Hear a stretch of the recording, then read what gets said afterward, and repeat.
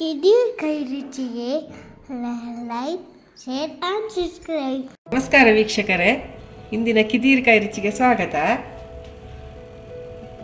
ಇಂದಿನ ಕೈ ರುಚಿಯಲ್ಲಿ ನಾನು ಕೆಂಪು ಹರಿವೆ ಸೊಪ್ಪಿನ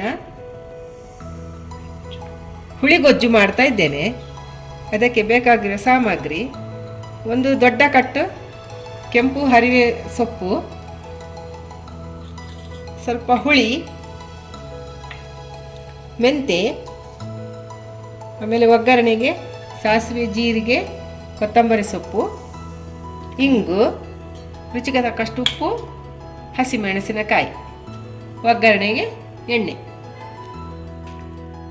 ಈಗ ಮೊದಲಿಗೆ ಬಾಣಲೆ ಇಟ್ಟು ಸ್ವಲ್ಪ ಎಣ್ಣೆ ಹಾಕುವ. ಒಂದು ಚಮಚ ಎಣ್ಣೆ ಹಾಕಿದೆ.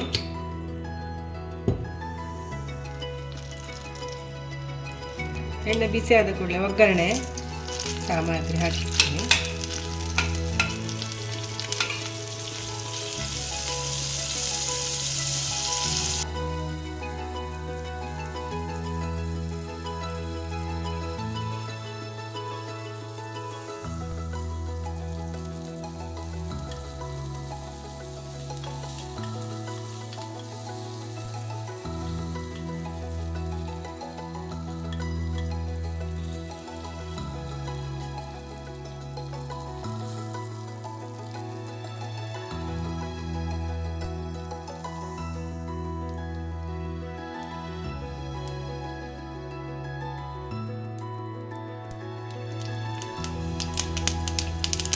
ಈಗ ಒಗ್ಗರಣೆ ಸಿಡಿದ ಕೂಡಲೇ ಸೊಪ್ಪು ಹಾಕುವ.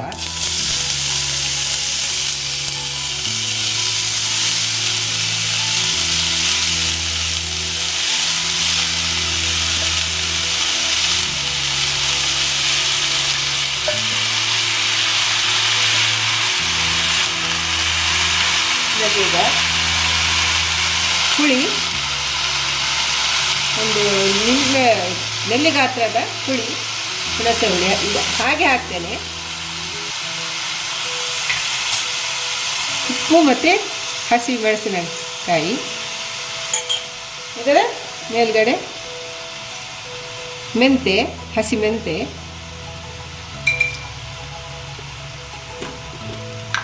ಸ್ವಲ್ಪ ಅರಶಿನ,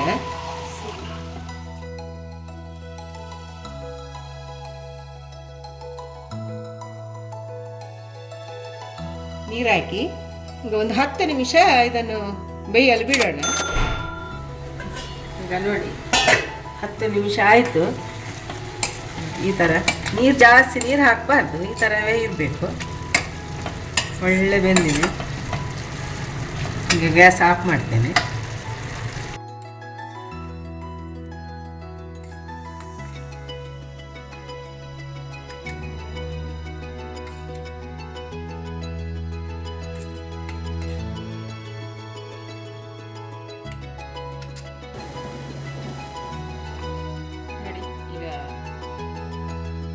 ನೋಡಿ, ಈಗ ಬಿಸಿ ಬಿಸಿಯಾದ ಕೆಂಪು ಹರಿವೆ ಹುಳಿಗೊಜ್ಜು ರೆಡಿಯಾಗಿದೆ.